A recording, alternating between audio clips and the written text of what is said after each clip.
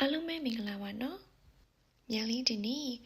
ကျွတ်ရွလေးနဲ့စာကောင်းနဲ့ပစွန်ဖတ်ထုတ်ကြော်လေးလှုပ်ရှားဖြစ်ပါတယ်။ပါဝင်ပစ္စည်းတွေအနေနဲ့ပစွန်ကျက်သွမိတ်မုံလာဦးနဲ့ဖတ်ရွက်တို့အသုံးပြုထားပါတယ်ရှင်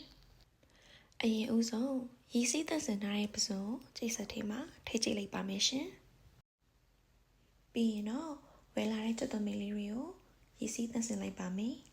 ။ကျက်သွမိတ်လေးတွေကိုနှုတ်ဆင်လိုက်ပါမယ်နော်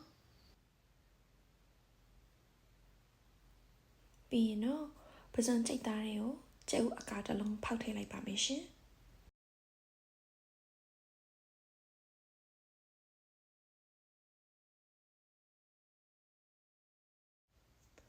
နှုတ်ဆင်ထားတဲ့ကျက်သွမိတ်လေးထည့်ပါမယ်ပုံလောင်လေးထည့်လိုက်ပါမယ်ရှင်စားထည့်ပါမယ်ငွေကောင်းထည့်ပါတယ်ချက်သွန်ဖြူမုံလေးထည့်လိုက်ပါသေးတယ်အလုံးပြီးရင်တော့တမနဲ့ဆက်သွားအောင်နေလိုက်ပါမယ်ရှင်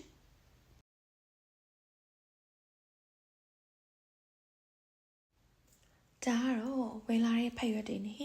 အစာတွေကိုထပ်ပနာထုတ်တာပါမြန်လေးကတော့အခုမှစထုတ်တာဆိုတော့ထုတ်တက်နဲ့ဖြည်းဖြည်းချင်းထုတ်ရတာပေါ့နော်ပထမအစာကတော့ပေါက်ပါတယ်နောက်တစ်ဖြည်းဖြည်းနဲ့တော့အဆင်ပြေသွားပါတယ်ဖတ်ထုတ်တော်နဲ့တခုတည်တာလေထပ်ပနာတွေကိုမုံလာဦးတွေကိုထည့်မယ်ဆိုလို့ရှင်ကြိတ်ပြီးထည့်တာပိုကောင်းပါတယ်မြန်လေးကလေဝယ်ပြီးသားအချောင်း ready made တွေထည့်လိုက်တာဆိုတော့ဟိုထိုးတီထိုးနဲ့ဖက်ရွက်တွေကိုပေါက်သွားတာပေါ့နော်နောက်တစ်ခါကိုကအကယ်၍မုံလာဦးသုံးချင်တယ်ဆိုလို့ရှိရင်တော့ကြိတ်ပြီးသားသုံးတာပိုကောင်းပါတယ်ကဲအခုတော့ကြော်ဖို့ ready ဖြစ်ပါပြီနော်ဖတ်ထုတ်ကလေခုလိုကြော်ပြီးပဲစားပြုတ်စားပေါင်းစားကိုစိတ်ကြိုက်လှုပ်ဆောင်လို့ရပါတယ်နောက်ခုလိုစီအများကြီးနဲ့မကြော်ချင်ဘူးဆိုရင်လေစီနည်းနည်းလေးအိုးလေးပေါ်မှာတုပ်ပြီးတော့ဖတ်ထုတ်အုတ်ကင်းတိုက်လေးလှုပ်ဆောင်လို့ရပါတယ်ရှင်ပြီးရင်တော့ sauce လုပ်ပါမယ်ဒီ sauce တွေမှာမြန်လေးက sriracha ရဲ့ငံပြားရဲ့ထညက်လေးတစ်ခင်ရောပြီး煮ထားပါတယ်ရင်းနည်းနည်းလေးထည့်ထားပါတယ်ကဲဖတ်ထုတ်ကြော်လေးရပြီဆိုရင်တော့ပိတ်တင်ပြင်ပါမယ်နော်စားကောင်းလားဆိုတော့လေ